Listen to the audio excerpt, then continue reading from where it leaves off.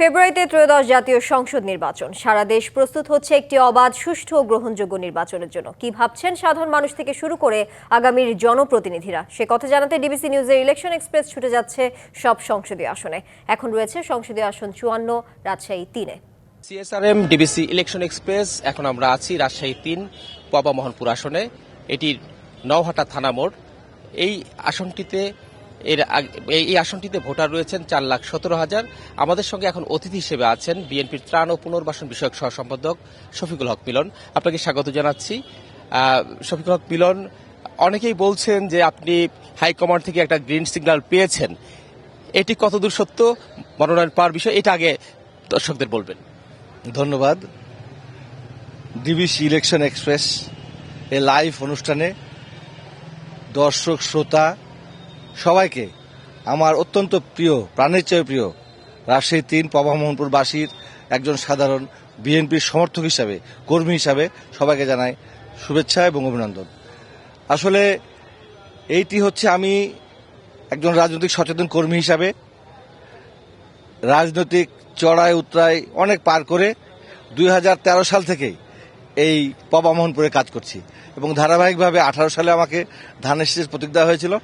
পরবর্তীতে এখনও আমি হাইকমান্ডারের ইনস্ট্রাকশনেই এই এলাকায় কাজ করছি। এই এলাকায় মনোনয়ন পাচ্ছেন এবং যদি বিজয়ী হন, সেক্ষেত্রে এলাকার কোন বিষয়গুলোকে প্রাধান্য দিয়ে কাজ করবেন? আসলে আগামী জাতীয় সংসদ নির্বাচন সেইটি হচ্ছে বাংলাদেশের মানুষের জন্য অত্যন্ত গুরুত্বপূর্ণ। কারণ যে গণতন্ত্রকে প্রাতিষ্ঠানিক রূপ দেওয়ার জন্য যে গণতন্ত্র বিপন্ন হয়ে গেছে, ভুলণ্ডিত হয়ে গেছে, নস্যাৎ হয়ে গেছে, একেবারে দোজখের দোরগোড়ায় সাধারণ জনগণ গিয়ে পৌঁছেছিল, সেখান থেকে উত্তরণের জন্য আগামী জাতীয় সংসদ নির্বাচন অত্যন্ত গুরুত্বপূর্ণ।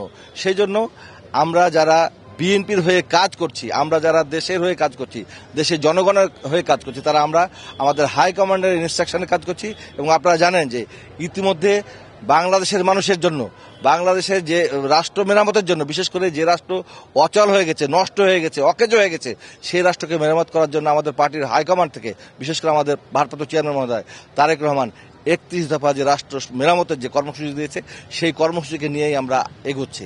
এখানে আমার এই পিছিয়ে পড়া পবা মোহনপুরবাসীর জন্য সবসময় আমাদের হৃদয় কাঁদে, মন কাঁদে। আপনারা জানেন যে বিগত প্রায় 17 বছর এই এলাকার মানুষ, যেমন 20 থেকে 35 বছরের মানুষ, শিশু যুবক যারা বড় হয়ে গেছে, এখন তারা 17 বছর ভোট কি জিনিস তারা জানে না। তারপরেও তাদের আগামী দিনের ভবিষ্যৎ কি হবে সেটা তারা জানে না। সেই জন্য আমাদের অনেক দায়িত্ব, অনেক কাজ। তার মধ্যে অন্যতম হচ্ছে যে পিছিয়ে পড়া জনগোষ্ঠী। আপনারা জানেন যে এখানে কৃষিভিত্তিক সবকিছু এখানে নিয়ন্ত্রিত। বিশেষ করে এখানে একটা ফসলে, একটা জমিতে 4টা ফসল হয়। এখানে ধান হয় এবং শাকসবজি হয়। তারপর হচ্ছে যে বিশেষ করে কৃষকদের জন্য অত্যন্ত অনুকূল পরিবেশ। এখানে মাছ চাষ করা যায়, এখানে হচ্ছে গবাদি পশু পালন করা যায়, এখানে হচ্ছে হাঁস মুরগি উৎপাদন করা যায়। কিন্তু এইখানে যুবকদের জন্য কি করবেন?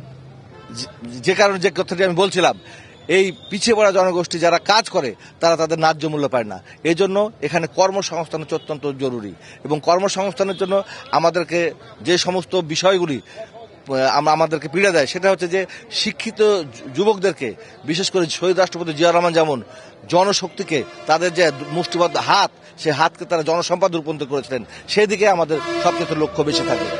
এখানে জামাতের প্রার্থী আছে, আপনি জানেন যে বিশ্ববিদ্যালয়গুলোতে জামাতের একটি ভালো ফলাফল হচ্ছে ছাত্র সংসদ। আপনি কি মনে করেন এই আসনগুলোতে কেমন হবে? ধন্যবাদ। শিক্ষা প্রতিষ্ঠানের কথা যদি বলি, অত্যন্ত বেদনাদায়ক। সেটা হচ্ছে যে শিক্ষা প্রতিষ্ঠানে গত 17 বছর আমাদের জাতীয়তাবাদী যে আমাদের সহযোগী সংগঠন, জাতীয়তাবাদী ছাত্র দলের নেতাকর্মীরা, তারা ক্লাস করতে পারেনি, পরীক্ষা দিতে পারেনি। তারা হচ্ছে সবসময় ক্যাম্পাসের বাইরে থেকেছে।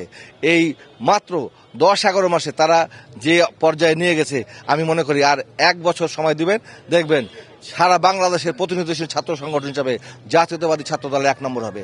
তবে যারা জিতেছে এবং যারা অংশগ্রহণ করেছে প্রত্যেককে আমরা অভিনন্দন জানিয়েছি। ধন্যবাদ। সিএসআরএম ডিবিসির ইলেকশন এক্সপ্রেস অতিথি ছিলেন শফিকুল হক মিলন, বিএনপির কেন্দ্রীয় নেতা। আগামীকাল আমরা থাকবো রাজশাহী 4 এবং 6 আসনে। ডিবিসি নিউজের এই পর্ব দেখার জন্য চোখ রাখুন ডিবিসির পর্দায়।